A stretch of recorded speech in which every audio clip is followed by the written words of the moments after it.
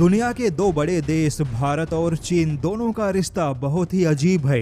दोनों देशों के बीच में जितनी बड़ी दुश्मनी है उतना ही बड़ा व्यापार भी है। दोनों ही एक दूसरे के सबसे बड़े पड़ोसी भी हैं। जैसे कि भारत का सबसे बड़ा पड़ोसी चाइना है और चाइना का सबसे बड़ा पड़ोसी भारत ही है। और जैसा कि पीएम मोदी ने कहा था कि पड़ोसी तो बदल नहीं सकते, और अगर पड़ोसी बदल नहीं सकते तो बेहतर है कि पड़ोसियों से रिश्ते अच्छे बना के रखो।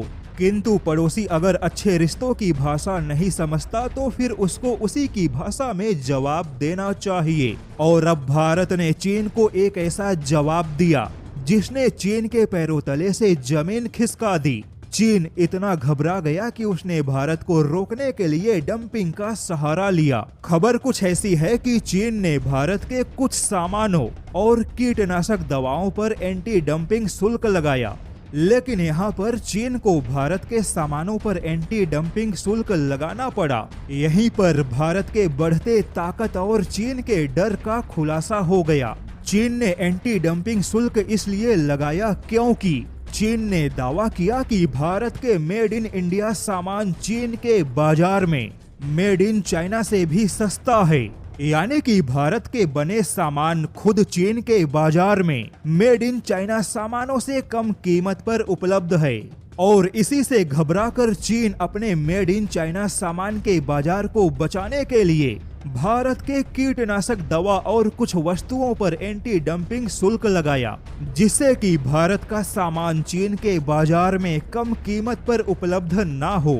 लेकिन अब यहाँ पर चीन के पैरों तले से जमीन इसलिए खिसक गई क्योंकि पूरी दुनिया में चीन हमेशा से अपने सस्ते सामानों के लिए जाना जाता है। अपने सस्ते सामानों की वजह से चीन के सामान पूरी दुनिया में फैल गए। चीन के सामान इतने सस्ते होते हैं कि दुनिया के तमाम देश चीन के सामानों पर एंटी डंपिंग शुल्क लगाते हैं।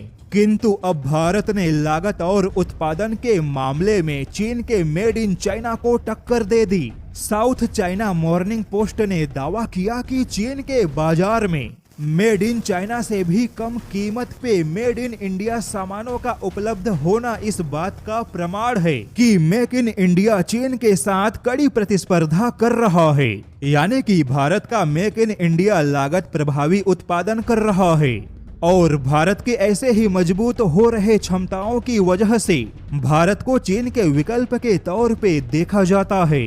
वहीं 2025 में भारत एक बड़ी उपलब्धि हासिल करेगा क्योंकि 2025 में भारत बड़ी आसानी से जापान को पीछे छोड़ दुनिया की चौथी सबसे बड़ी अर्थव्यवस्था बनने जा रहा है।